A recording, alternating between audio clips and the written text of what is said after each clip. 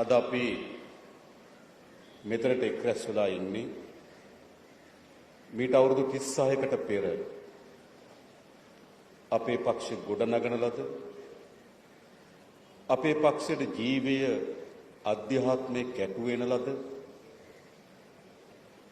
අපේ පක්ෂයට කැපකිරීම පරිත්‍යාගය පිළිබඳව මහා පාඩම් උගන්වන ලද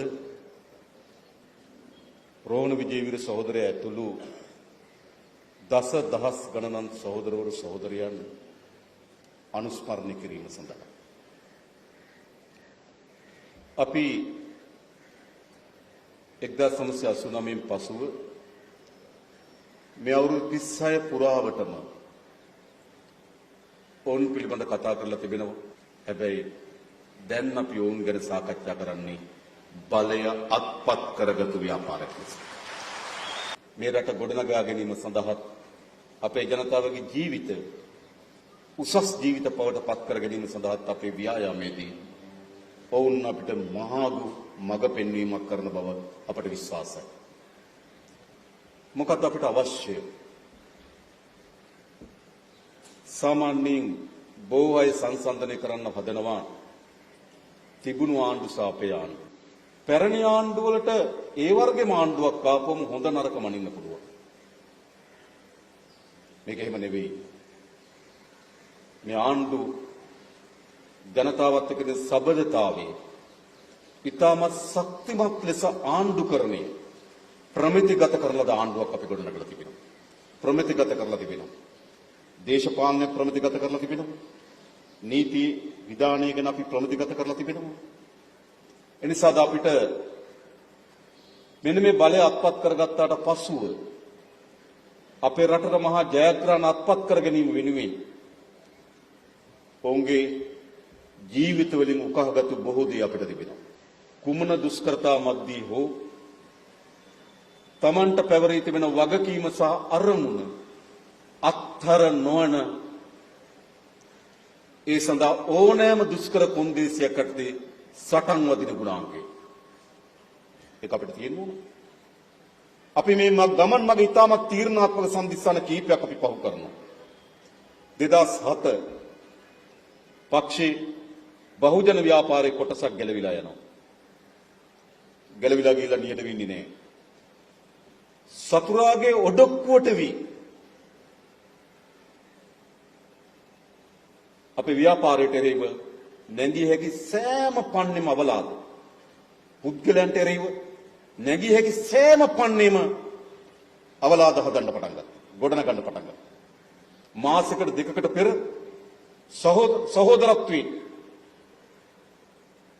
එක කෑම පිඟාන බෙදාගෙන එක කාමරේ නිදාගත්තු මිනිස්සු නිමේෂයකින් සතුරාගේ ඔඩොක්කුවට වැටි මේ ව්‍යාපාරයට එරෙහිව නඟන්න පුළුවන් සියලුම වර්ගයේ අවලාද නගන්න පටන් ගත්තා. ආරම්භයේදී ඔවුන්ගේ අවලාද වලට පණක් ලැබුණා. අද වෙනකොට අවලාද වලට පණකුත් නැහැ, ඔවුන්ට පණකුත් නැහැ. අනතුරුව 2012 දී අපේ ව්‍යාපාරයට විශාලතම සංවිධාන ක්ෂේත්‍රයේ විශාලම තෙරපුමක් බලපෑමක් වෙන සිද්ධිය ඇති වුණා. විශාල පිරිසක් දාලා ගියා. සමහර අය ගියා. හැබැයි මොකද වෙලා තිබෙන්නේ? ඒ අය තමයි අද ප්‍රතිගාමීත්වයේ පක්ෂවල මතවාදී නිර්මාණය කරන්නම් බවට පත් වෙන තරටම විප්ලවීය ජීව ගුණය ආරක්ෂා වෙලා තියෙනවා. ඒ තරමට පුටි මතක තබා ගන්න. ඒක විශාල කම්පනයක් මේ වේදිකාවෙන් අපිට ඔබ හැම දිනකටම. කම්පනයක් වුණේ නැත්නම් කම්පනයක්. අපි තීරණය කරනවා. ඒ අන්ත ප්‍රතිගාමීත්වයට තමත් වැරදි දේශපාලන ප්‍රවණතාවයට මේ පක්ෂය යටත් කරනවද? එහෙම නැත්නම් ඒකට එරෙහිව සටන් වදිනවද කියලා. නම කියන කැමැති එම සාකච්ඡාවක් තිබුණා අපි ඩිලින් සහෝදරයා සහ අපි කීප දෙනෙක් අතර. මේ ප්‍රශ්න වෙලාවෙදී. අපි ඔය මොකද්ද කරන්නේ? ඔවුන්ට බලෙදී අපි අත්තරනද අපි නිහඬ වෙන්න පුළුවන්. පෞද්ගලික කිසිවක් නේ. අත්තරනවා. ඩිලින් සහෝදරයා එක වදනක් කිව්වා. මල්ලි අපිට අත්හරින්න පුළුවන් ඒ දේශපාලන ප්‍රවණතාවය හරිනම්. හැබැයි ඒ දේශපාලන ප්‍රවණතාවය වැරදි. ඒ නිසා අපි ඒකට එරෙහිව සටන් කරන්න ඕනේ. එතනින් නතර වුණේ නේ. මහජනයා අප කෙරෙහි තිබුණු අවධානය ගිලිහෙන්න පටන් ගත්තා. මන්ත්‍රීවරු 39ක් නියෝජනය කරා. මන්ත්‍රීවරු 6ට 3ට අඩු වෙන්න පටන් ගත්තා. ඡන්ද ප්‍රතිශතය 3ට 4ට අඩු වෙන්න පටන් ගත්තා. එක පැත්තකින් අභ්‍යන්තරය අනිත් බාහිර සමාජය අපිව නොසලකා හරින දේශපාලන ව්‍යාපාරය. අපිට අපේම මිතුරන් කතා කරලා කිව්වා සහෝදරයා මිනිස්සුන්ට ඕනේ නැත්තම් උඹලටත් ඕනේ උඹලා කියලා වැඩක් කරගනිලා කිව්වා. අපිට කිව්වා කවදාවත් උඹලගේ මේ අපේක්ෂාව මේ රටේ ජනතාව තේරුම් ගන්න කිව්වේ කිව්වා. ඒත් අපි හිතුවා එක අදිස්ථානයක් අපිට තිබුණා. අපි පොරබදනවා මේ වෙනස් කිරීම සඳහා මිය යන තෙක් පොරබදනවා කියන අදිස්ථානය අපි සතුටු තිබුණා. හැබැයි අපිට එක්තරා හොඳ දේශපාලන නිමේෂයක් එනවා. අපි 2019 මැතිවරණයෙන් පසුව 3ක වැටිලා අපි කල්පනා කරන ඇති වී තිබෙන දේශපාලනයේ ආර්ථික ඇති වී තිබෙන අර්බුදේ දේශපාලන ඇති වී තිබෙන අර්බුදය සමාජයේ දේශපාලන ව්‍යාපාර දකින්න කෝණය මේ පුපුරා යාමේ කඩයිමට ඇවිල්ලා තිබෙනවා. සාමාන්‍ය තත්ත්වයක නෙමෙයි අපි මේක හිතන්නේ. පාර්ලිමේන්තුවේ 3න් 2ක් බලයක් ගන්න ආණ්ඩුවක් අභියස. ලක්ෂ 68ක ජනවරමකින් බිහිවෙච්ච ජනාධිපතිවරයෙක් අභියස. ඒ ජනාධිපතිවරණයේ මහමැතිවරණේ උණුසුම යාමට පෙර අපි හිතනවා දැන් බලය ගන්න පුළුවන්. ලංකා ඉතිහාසයේ වැඩිම සක්‍රීය වැඩ කොටසක් අපි බලය අත්පත් කර ගැනීම සඳහා අපි අරමුණු සාගත වැඩ කරා. කොයිද නොගියේ? ගොවිවිම් කරා. වෘක්ෂමිති ව්‍යාපාර එක පසකින්, වෘත්තීය වේදින් තව පසකින්, අපි කාන්තා සහෝදරියන් තව පසකින්, අපි ඔක්කොම එකට එක අරමුණක වෙලිලා වැඩ කරා. අපි මේ සැරේ දිනනවා කියලා. ඔව්. අපේ අදිස්ථානය අපේ උවමනාව සහ ජනතාවගේ උවමනාව අතර සමපාත වීමක් වුණා. අපිට අපේක්ෂාවක් තියෙනවා. ඒ අපේක්ෂාවම ජනතාවට තියෙනවා. අපිට උවමනාවක් තිබෙනවා. ඒ උවමනාව ජනතාවට තියෙනවා.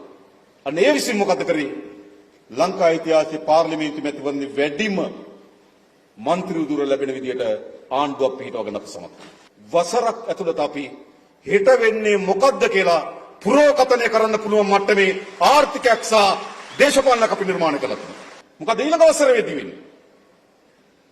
බොහෝ අය කියනවා 2028 ණය ගෙවා ගන්න ඕන. ඔව්. අපි පුරෝකතනය කරනවා 2028 අපිට ගෙවිය හැකිද නොහැකිද? අපි කියන්න කැමතියි. අපි ගෙවනවා. ගෙවන්න හැකියාව සහිත ආර්ථිකයක් අපි හදනවා.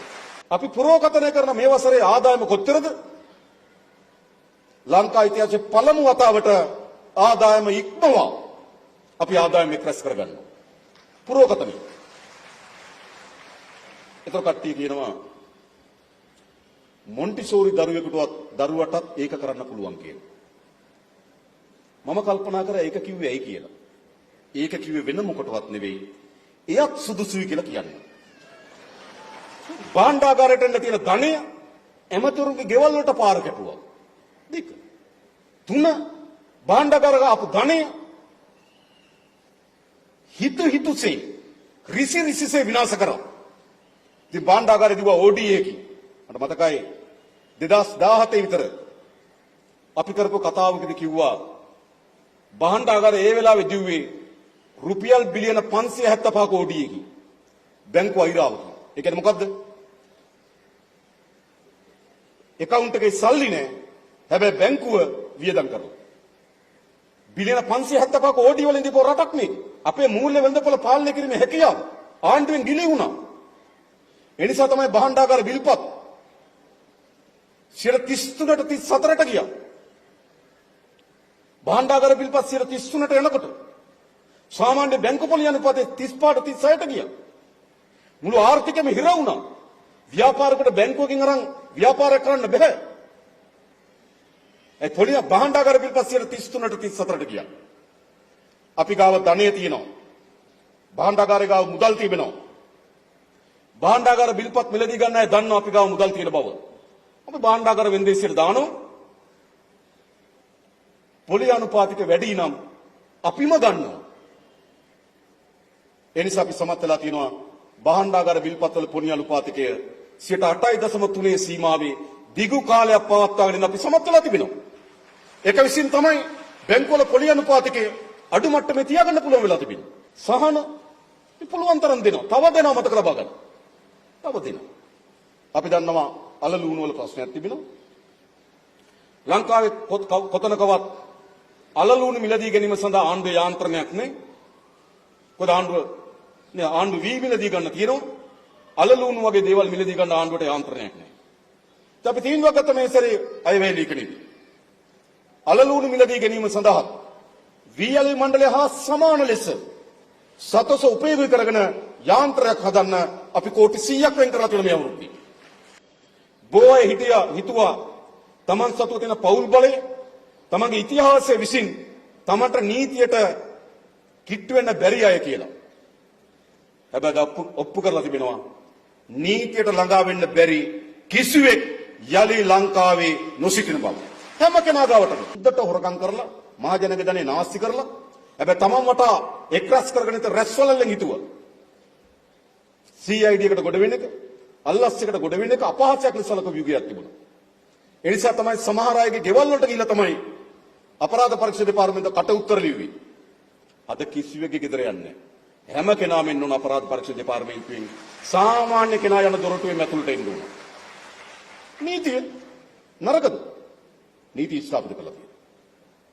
ඒ වගේම අපි දන්නා මේ රටේ අපරාධ මත්ද්‍රව්‍ය ඒ හුදු මත්ද්‍රව්‍ය ව්‍යසනයක් නෙවෙයි. ඒකත් එක්ක ගොඩනැගුණු අපරාධ රාජ්‍යයක් තිබෙනවා. නිකම් මත්ද්‍රව්‍ය ගෙනලා කවුරු හරි විකුණනවා, කවුරු හරි පාරේ යනකොට වෙඩි තියලා මේ වගේ තත්ත්වයක් නෙවෙයි. මේක කළු අපරාධ රාජ්‍යයක් තිබෙනවා. කළු අපරාධ රාජ්‍යයක් තිබෙනවා. ඒ හැමතැනම විසිරලා තිබෙනවා.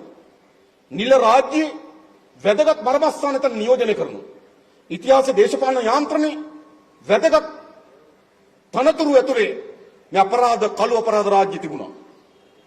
අපි තීරණය කරන් තියෙනවා මේ කළු අපරාධ රාජ්‍ය අපි විනාශ කරනවා. මතකද බලන්න. මේ කළු අපරාධ රාජ්‍යයේ මේ මාතෘභූමියත් අපේ දරුවනුත් අපේ දරුවන්ගේ අනාගතයත් බේරගන්න බව උත්සාහ කරනවා. ඒ විතරක් නෙවෙයි. අපි දන්නවා අපේ රටේ ජාතික සමගිය විනාශ වෙච්ච ඉතිහාසයක් තිබුණා. හැම වෙලාවෙම කොතනකෝ සමාජ අර්බුදයක් වෙනකොට ජනතාව ගැටලුවක් වෙනකොට එක පල්ලියට ගහනවා. මම මේ ළඟදී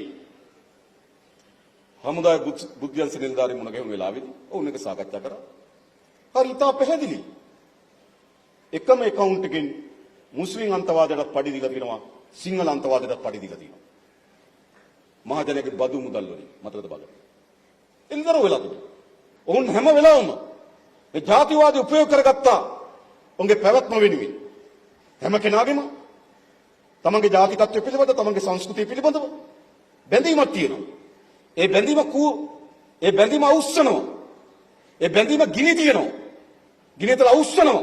සියලු ප්‍රශ්න යට ගන්නවා. හැබැයි අපි කියන්න කැමතියි දැන් අපේ ආණ්ඩුව අරගෙන කිසිදු තැනක ජාතිවාදී ප්‍රවණතාවයක් හෝ ජාතිවාදී ගැටුමක් ඇති නොවුණු කාලය තමයි අපේ ආණ්ඩුව අත්පත් කරගත්තු කාලය. මේ රට එකට ගොඩනගන රටක් බවට පත් කරනවා. ඒ නිසා ආණ්ඩුවක් හැටියට අපිට තව යා යුතු දුර ගොඩක් තියෙනවා. හැබැයි පදනම් පෞරු ශක්තිමත් කරලා තියෙනවා. අපිට අද ඊටම ශක්තිමත් කුළුණු මත නැගිට මේ රටේ පුරවැසියන්ට, මේ රටේ ආර්ථිකයට, කර්මාන්තකරුවන්ට, ව්‍යවසායකයන්ට ආරාධනා කරන්න පුළුවන් දැන් එන්න රට හදන්න කියලා. අපි ශක්තිමත් කුළුණු මත පාදමක් පිහිටවා තිබෙනවා. එනිසා ඊටමත් ස්ථාවරව ශක්තිමත්ව අපි මේ වැඩේ කරමින් තිබෙනවා. අපිට එරෙහිව තන සුම්බුන් කොටස් එකතු වෙමින් තියෙනවා. කවුද මේ කොටස්? කවුද මේ? එක වෙලාවක කිව්වා එක කණ්ඩායමක් කැප්පටි පොළගේ අධ්‍යාත්මීය ඒ දේශප්‍රේමීත්වය මත පැවතගෙන යන කණ්ඩායම කිව්වා. අනිත් කණ්ඩායම කිව්වා දොන්ජුවන් ධර්මපාල මතකද? එයාගේ අධ්‍යාත්ම රට පාවා දීමේ කණ්ඩායම කිව්වා. දැන් දොන්ජුවන් ධර්මපාලගේ ටීම් එකයි කැප්පැටිපොළගේ ටීම් එකයි එකට. ඇයි? එන මොකවත් නෙවෙයි. මම කියන්නේ ඇයි එකතු වෙන බල කරලා තියෙන්නේ. මහා බැංකුවේ මහමංකොල්ලකාරයා කිව්වා. අනිත් කණ්ඩායම මහා බැංකුවට ගහපු අය කිව්වා. දැන් එකට මේ අයගෙන් ભેදකින් තොරව ඉස්සර දොන්ජුවන් කැප්පැටිපොළ. දැන් ભેදකින් තොරව දෙපැත්තම කට්ටිය හිරේ ඉන්නවා.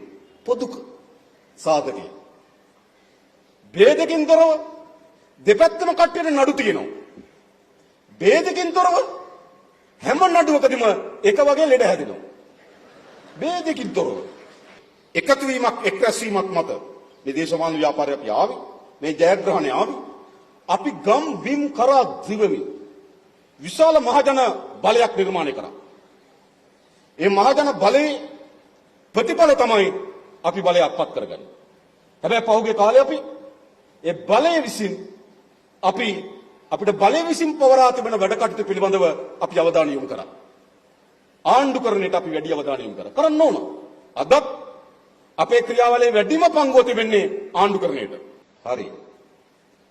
අපි කිසිසේත්ම විරුද්ධ පාක්ෂික දේශපාලනයට රේව අපේ ආණ්ඩු බලය අපි උපයෝග කරගන්නේ නැහැ. සහතිකයි. අපේ ආණ්ඩු බලය ඒකට ආණ්ඩුකරණය. අපිට පක්ෂද අපිට විපක්ෂද ભેදකින් තොරව අපි ආණ්ඩු බලය යොදවනවා. හැබැයි අපේ මහජන බලය අපි ගොඩනගනවා මේ ප්‍රතිගාමීත්වයට රැවුවා මහජනයාගේ දියුණුතම පෙළගැස්ම අපි ගොඩනගනවා. ආණ්ඩුකරණයේදී හැම කෙනාම අපිට එකට සමානයි. නීතියේදී හැම කෙනාම අපිට එකට සමානයි. අපි ආණ්ඩුකරණය උපයෝග කරගන්නේ අපේ දේශපාලන හස්තයක් ලෙස. හැබැයි ඉතිහාසයේ ආණ්ඩුකරණය තමයි උපයෝග කරගත්ත දේශපාලන හස්තයක් ලෙස. අනිකාව මර්ධනය කරන්න, වෙනම බැටලියන් හදලා මිනිස්සු ඝාතනය කරන්න, බියවත් ගන්න, සමෘද්ධිය බෙදනකොට, අස්සසුම් බෙදනකොට, ගෙයක් හදනකොට ආණ්ඩුකරණය උපයෝග කරගත්තා දේශපාලන වර්ධනය වෙන්න. අපි උපයෝග කරගන්නේ. අපි ආණ්ඩුකරණය සෑම පුරවැසියා වෙනුවෙන්ම. හැබැයි දේශපාලනය ප්‍රතිගාමීත්වයට රැවුව. එනිසා අපි ප්‍රබලතම මහජන ව්‍යාපාරය අපි රැකපු, අපි බලයගෙන ආපු, ඉදිරියේදී මේ බලය ආරක්ෂා කරන විශාලතම මහජන පෙරමුණ අපි හදන්න ඕන. ජනතාවගේ නැගිටීම මේ බලය ආරක්ෂා කර ගැනීම වෙනුවෙන් ප්‍රතිගාමීත්ව දේශපාලනයට රැවුව මහජනයා පෙළගස්සන්න පුළුවන්. ඒතර බලමු ඔය 75 60 වොයිස් කට් බලමු. අපි ලෑස්ති. මොකද අඩුම තරමේ බොරළු කැටයක් තරම ශක්තිමත් විවේචනයක් එල්ල කරන්න බැරි තරමට ඒගොල්ලෝ අසීරුතාවයට පත් වෙලා තිබෙනවා. එතන තියෙනවා. එනිසා අපි සතුව තිබෙනවා. හැබැයි වගවීම් දෙකක් තිබෙනවා. එකක් අපි ඉතිහාසක වග වෙන්න ඕන. දෙක අපි පුරවැසියාගේ වර්තමානට වග වෙන්න ඕන. අනාගතයටත් එක්ක. එනිසා මම හිතනවා අපේ පළමු වගවීම තියෙන අපේ අධ්‍යාත්මය තුලින්. අපි හැමදෙනාම මේ බලය පෙරපැවතියට අර කටුස්සගේ කරේ රත්තරම් බැඳා වගේ මෙවලමක් වෙනවා. අපිට එහෙම වෙන්න බෑ. අපි විශ්වාස කරනවා අපි වැඩසටහන් විශාල ප්‍රමාණයක් ඉලලා තියෙනවා. ඒ සියල්ල තියෙන්නේ සාමික පොරබැදීම සඳහා. ඒ නිසා අපි විශ්වාස කරනවා 88 89 ඒ දීර්ඝ ඉතිහාසයේ අපේ මියගිය සහෝදර සහෝදරියන් ඔවුන් සතු තිබුණු ජීව ගුණය අත්දැකීම් ඒ ජීවිතය මේ සියල්ල ක්‍රස් කරේ මේ බලය ලබා ගැනීම සහ මේ රට ජයග්‍රහණ කැඳවීම වෙනුවෙන් ඒ වෙනුවෙන් අපි හැමදෙනාම එකතු වෙමු කියලා ආරාධනා කරමින් මම නතර වෙනවා. බොහොම ස්තුතියි හැමදෙනාටම ජය වේවා කියලා ප්‍රාර්ථනා කරනවා.